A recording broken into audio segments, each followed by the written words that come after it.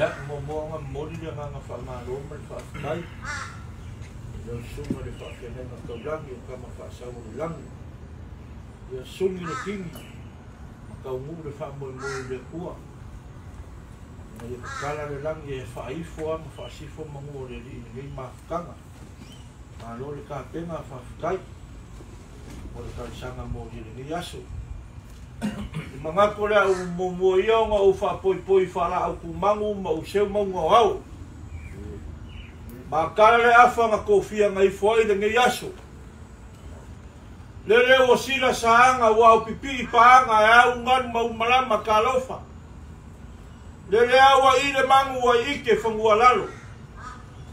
Mai le upu e fai le ikulangi ma le ikusabi le asa uia e nga e alu. Mai e pa ia le kua langi leo ngare sua le kuli a wale li o ainga i da so.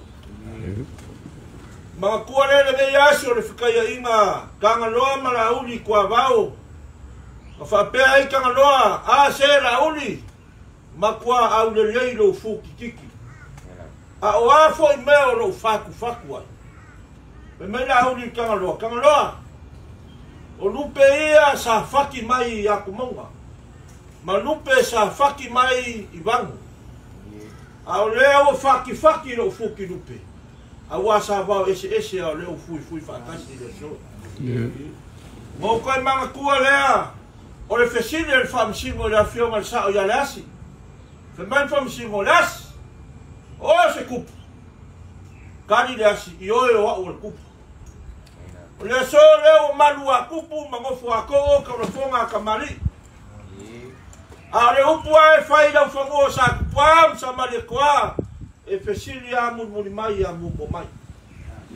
Lea sa fesiri ai kama whaasau le langi, fesiri le langi a leo o mangu le so. Bi ia le lofa ma le anga le leo le kua o wha moe moenga. Fe mai o le fuakia o le maa, kako ke le mai loa pe ma furi le so. A o lea o kako iai mangu o le kua.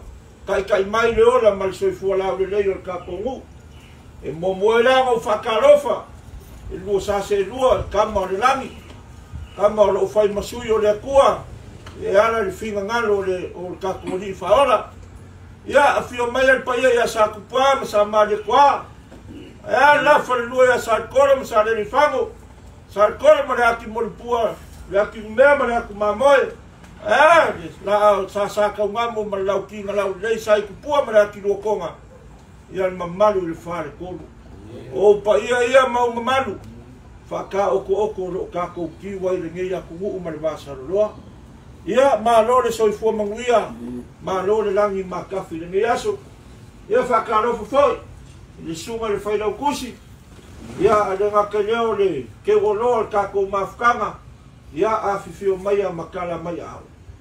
Ia afifio mai kama o le mangingo makama le ava. Ia le ngaka fui leo le afio ngai whasa o sao ia plaka i vau. Ia malo a fua i lau maua le so. Malo soi fua.